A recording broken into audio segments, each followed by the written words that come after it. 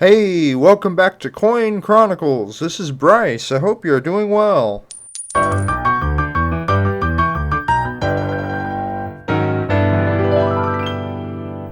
Today we will take a look at the history of the year 1953, and we will look at some coins from the year. This will include one Franklin half dollar, one Washington quarter, one Roosevelt dime, and one Lincoln wheat cent. We will look at each coin in the important details such as mintage, grading, and inflationary value or purchasing power of the time. First, we will cover the history of the year 1953. In the year 1953, President Truman announces the United States has developed a hydrogen bomb. 68% of all television sets in the U.S. are tuned into I Love Lucy to watch Lucille Ball give birth. Dwight D. Eisenhower is sworn in as the 34th president, and Richard Nixon is sworn in as the 36th vice president.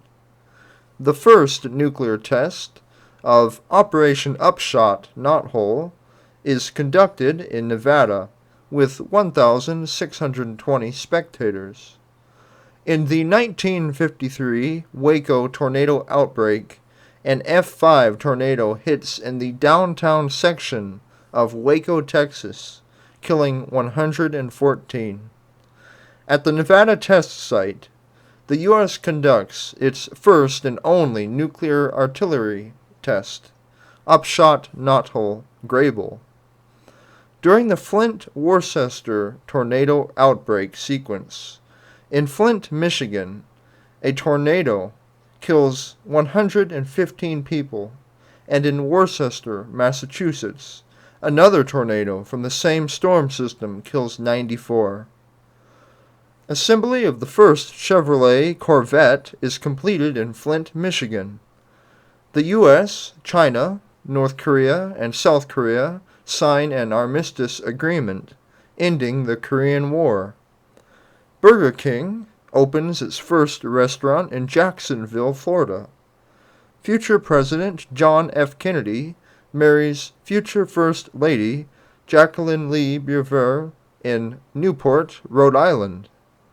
U.S. President Dwight D. Eisenhower delivers his Atoms for Peace address to the UN General Assembly in New York City. And the DNA double helix, neutrinos, polio vaccine, Eggo waffles, Cheese Whiz, and TV dinners are discovered and invented.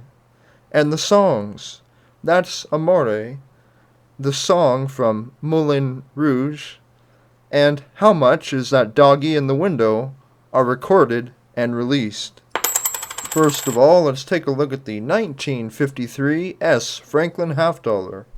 The 1953 S. Franklin half dollar was minted in San Francisco. It has a size of 30.6 millimeters and a weight of 12.5 grams. Its composition is 90% silver and 10% copper. Its designer is John R. Sinek. Its mintage is 4,148,000. Its inflationary value for the year 1953 is $5.88. Its numismatic values range from $18 in good condition up to $91 in brilliant uncirculated mint state condition. Now let's take a closer look at the 1953 S. Franklin half dollar from my collection. So, as we take a look at this 1953 S. Franklin half dollar, we can see that it has been worn over the years, but it still has the majority of the details. Some of the details on the face of Franklin have been worn off, but we still see a clear silhouette of him, and we can easily read all of the words there, as well as the date clearly. But as we turn over to the reverse side, we see that the words on the Liberty Bell have been worn off, and some of the wings on the eagle there have been worn off as well. But we can still see the S mint mark there at the top, and we easily can read all of the words, E pluribus unum, and the words around the rim. But overall, if I were to grade this coin, I would give it a grade of very good to fine condition. Now let's take a look at the 1953 D Washington Quarter. The 1953 D Washington Quarter was minted in Denver. It has a size of 24.3 millimeters and a weight of 6.25 grams. Its composition is 90% silver and 10% copper. Its designer is John Flanagan. Its mintage is 56,112,400. Its inflationary value for the year 1953 is $2.94. Its numismatic values range from $10.02 in good condition up to $39 in brilliant uncirculated mint state condition. Now let's take a closer look at the 1953 D Washington Quarter from my collection. So, as we take a look at this 1953 D Washington Quarter, we see that a lot of wear has occurred over the years, but we still see a silhouette of Washington. We can still read "In God We Trust," as well as "Liberty," and the date, 1953, but it has a lot of wear. But as we turn to the reverse side, we can still see the Denver mint mark. However, the breast feathers are completely worn down. There is some wear along the rim there as well. But overall, if I were to grade this coin, I would give it a grade of good condition. Now, let's take a look at the 1953 D Roosevelt dime. The 1953 D Roosevelt dime was minted in Denver. It has a size of 17.9 millimeters and a weight of 2.5 grams.